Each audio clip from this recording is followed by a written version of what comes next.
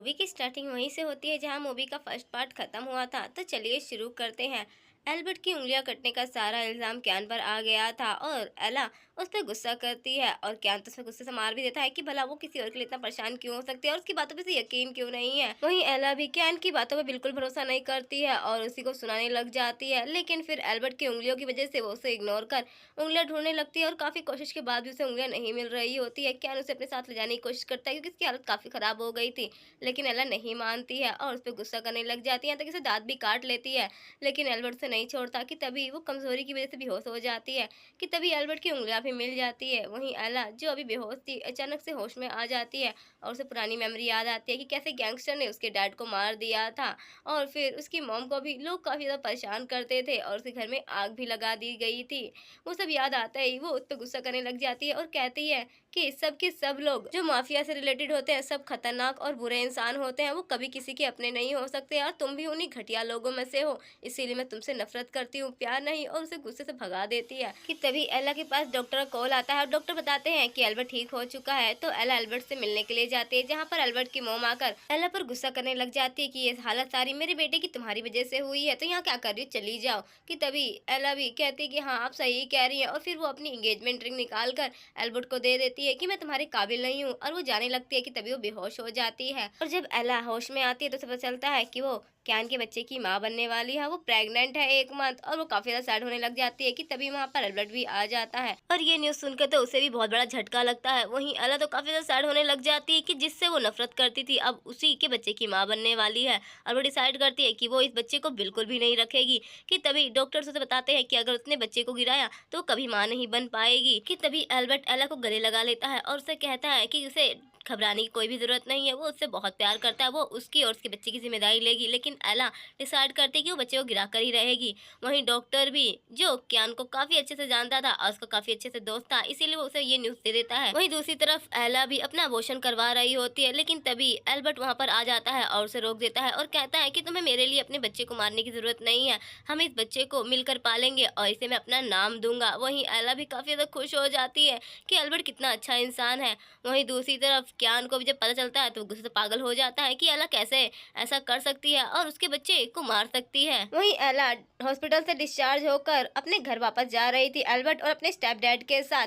कि तभी वहां पर क्यान आ जाता है और गुस्से से एला को अपने साथ लेकर जाने लग जाता है, जिससे एल्बर्ट उसे रोकने के लिए खींचकर एक पत्थर उसके सर पर मार देता है। लेकिन फिर भी क्यान नहीं रुकता और एला को अपने साथ घर ले आता है। वहीं एला उसकी ड्रेसिंग करने लग जाती है तो क्यान गुस्से से उसे किस करने लग जाता है और वो दोनों ही साथ में नाइट स्पेंड कर लेते हैं। वहीं एला को भी मौका मिल जाता है और वो उसके ब्लड सैंपल को कलेक्ट कर लेती है ताकि वो प्रूव कर सके कि क्यान वही गैंगस्टर है जिसने बहुत टाइम पहले काफी तबाही मचाई थी और ये कोई भी यू ग्रुप का प्रेसिडेंट नहीं है। और वहीं जब एला को डीएनए रिपोर्ट मिलती है वो देखकर शॉक हो जाती है क्योंकि क्यान माफिया बॉस के सबसे बड़े हेड का बेटा नहीं था। और तभी उसकी नौकरानी आकर उसे बताती है कि उसे मिलने के लिए एल्बर्ट उसे बुला रहा है और फिर क्या एला बिना सोचे समझे वहां से चली जाती है एल्बर्ट से मिलने के लिए। वहीं क्यान को भी पता चल जाता है कि एला एल्बर्ट से मिलने के लिए गई है, उसे काफी गुस्सा आता है। वहीं एल्बर्ट एला से मिलने के बाद उसे कुछ रिपोर्ट्स दिखाता है और उसे बताता है कि क्यान माफिया बॉस के सबसे बड़े हेड का बेटा है जो कि अडॉप्टेड है। और इतना ही नहीं, सारी कमांड माफिया बॉस के हाथ में नहीं बल्कि उसके फादर के हाथ में है जो कि उसका स्टेप फादर है। और अगर तुम्हें कुछ भी करना है तो जाकर तुम्हें पहले उसी हेड की सच्चाई दुनिया के सामने लानी होगी। वहीं हम दूसरी तरफ क्यान को देखते हैं जिसके स्टेप फादर उसे बुरी तरह से मार रहे होते हैं हंटर से और उससे गुस्से से कहते हैं कि तुम्हारी वजह से सब कुछ बर्बाद होने को आया है, आखिर एक लड़की के लिए तुम सब कुछ बर्बाद क्यों करने पे तुले हुए हो। वहीं क्यान जब घर वापस आता है तो एला उसे पूछते है कि उसे क्या हुआ है और वो इतना शांत क्यों है। और जब वो उसकी चोटों के निशान देखती है तो एकदम से घबरा कर से पूछती है, लेकिन क्यान उसे खुद ही क्लोज कर लेता है और कहता है कि क्या तुम्हें मेरी फिक्र हो रही है। लेकिन एला उससे दूर हो जाती है और वहां से भाग जाती है। वहीं हम नेक्स्ट सीन में देखते हैं जहां पर एला अपने चेहरे पे मास्क लगाकर आ जाती है पार्टी में जहां पर माफिया बॉस का हेड यानी के क्यान का स्टेप फादर था आया हुआ।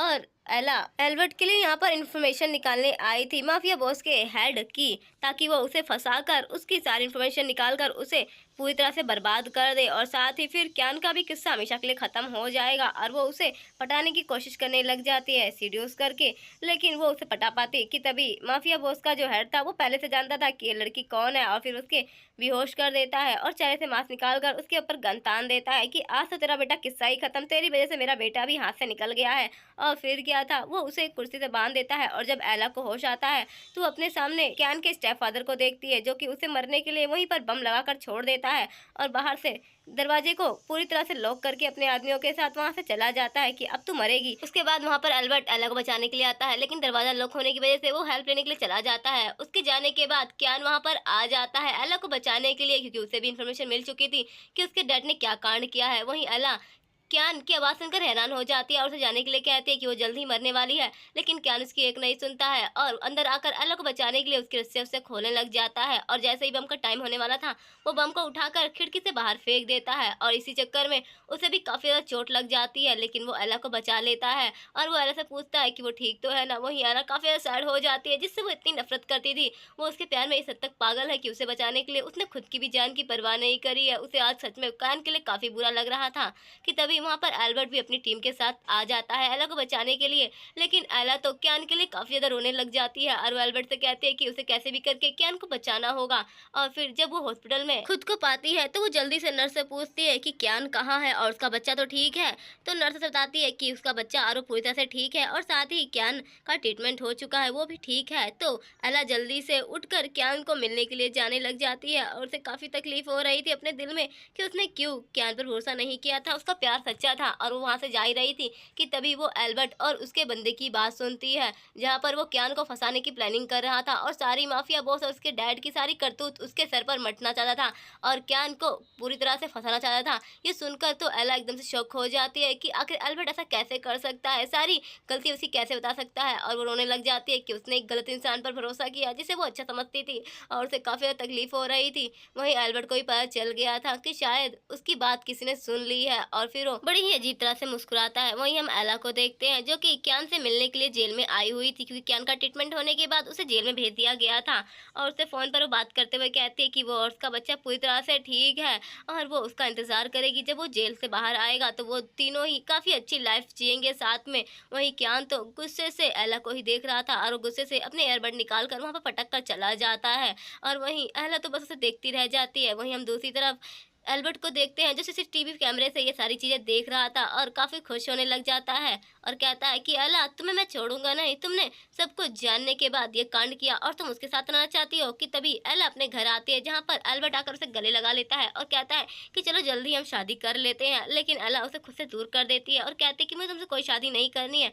तो एल्बर्ट अपनी सच्चाई कबूल करते हुए कहता है कि अब कोई फ़ायदा नहीं है, वैसे भी क्या तुमसे नफरत करता है, तुम उससे मिलने के लिए गई थी ना और तुमने कहा था उसके साथ हैप्पी फैमिली शुरू करना चाहती हो, लेकिन उसने क्या सुना तुम्हें पता है कि तुम उसके साथ नहीं रहना चाहती और तुमने उसके बच्चे को भी जान से मार दिया। वो तुमसे नफरत करने लगा है क्योंकि मैंने तुम्हारी आवाज़ को बदल दिया था माइक्रोफोन के ज़रिए। और फिर ये सुनकर एला काफ़ी ज़्यादा गुस्सा करने लग जाती है और उसे कहती है कि तुम कितने ज़्यादा घटिया इंसान हो, तुम ऐसा कैसे कर सकते हो और तुमने उस पर सारे झूठे इल्ज़ाम क्यों लगाए हैं। वहीं एल्बर्ट तो गुस्से से उसे एक थप्पड़ मार देता है और कहता है कि तुम तो पहले मुझसे प्यार करते थे, तो अब ड्रामा क्यों कर रही हो। कि तभी एला अपने आप को और बच्चे को बचाने के लिए उस पर चाकू पॉइंट कर देती है। एल्बर्ट कुछ कर पाता कि तभी वहां पर कुछ पुलिस ऑफिसर्स आ जाते हैं, जो एला को एल्बर्ट से बचा लेते हैं और उसे गिरफ्तार करके अपने साथ ले जाते हैं। वहीं एला को वो पुलिस ऑफिसर बताती है कि क्यान बुरा इंसान नहीं है, बल्कि वो तो एक पुलिस इंस्पेक्टर है जो कि माफिया गैंग को ख़त्म करने के लिए पूरी तरह से वहां पर माफिया बॉस बनकर वहां पे उसकी आइडेंटिटी जी रहा था, ताकि वो उन लोगों को बर्बाद करके सब लोगों को इंसाफ दिला सके। और फिर वो उसे कुछ पेपर्स भी दिखाती है और बताती है कि मिशन में जितने लोग भी गए थे उन सभी की मौत हो गई थी, बस क्यान ही जिंदा था, जिसकी वजह से उसकी आइडेंटिटी कोई भी प्रूफ नहीं कर पाया था। ये जानने के बाद तो एला काफ़ी ज़्यादा रोने लग जाती है कि उसने क्यान पर भरोसा नहीं किया और क्यान उसके लिए हमेशा ही अच्छा था और लॉयल था और उसने उसे बताने की कोशिश भी की थी कि वो बुरा इंसान नहीं है, लेकिन वो कभी उसे भरोसा ही नहीं करती थी। वहीं पुलिस ऑफिसर को भी किसी का कॉल आता है और वो यहाँ से चली जाती है। वहीं एला तो अपने गिल्ट में रोने लग जाती है और उस पुलिस ऑफिसर्स के हाथ पर जोड़कर कहती है कि वो क्यान को जल्द से जल्द जेल में निकाल दे। तभी उसे न्यूज़ मिलती है कि क्यान की डेथ हो चुकी है उस पुलिस स्टेशन में। ये सुनकर तो वो काफ़ी ज़्यादा रोने लग जाती है और फिर हम 5 महीने बाद का सीन देखते हैं, जहाँ पर एला को वही बाइक की आवाज़ आती है जो उसे पहले आई थी।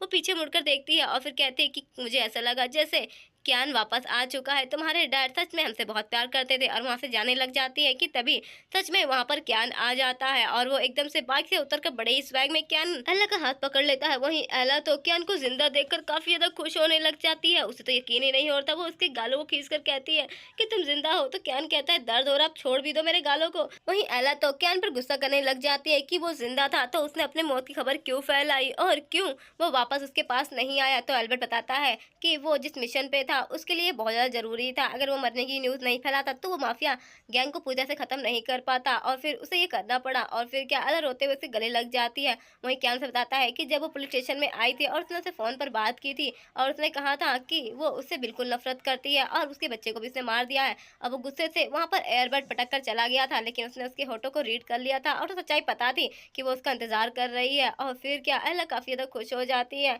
कि फाइनली क्यान को उसकी सारी सच्चाई पता है और फिर वो दोनों ही एक दूसरे को किस करते हैं। और इसी हैप्पी मोमेंट के साथ इस मूवी की यहीं पर हैप्पी एंडिंग हो जाती है। तो आप लोग कमेंट करके जरूर बताएं कि आप लोगों को ये प्यारी सी लव स्टोरी कैसी लगी। Thanks for watching.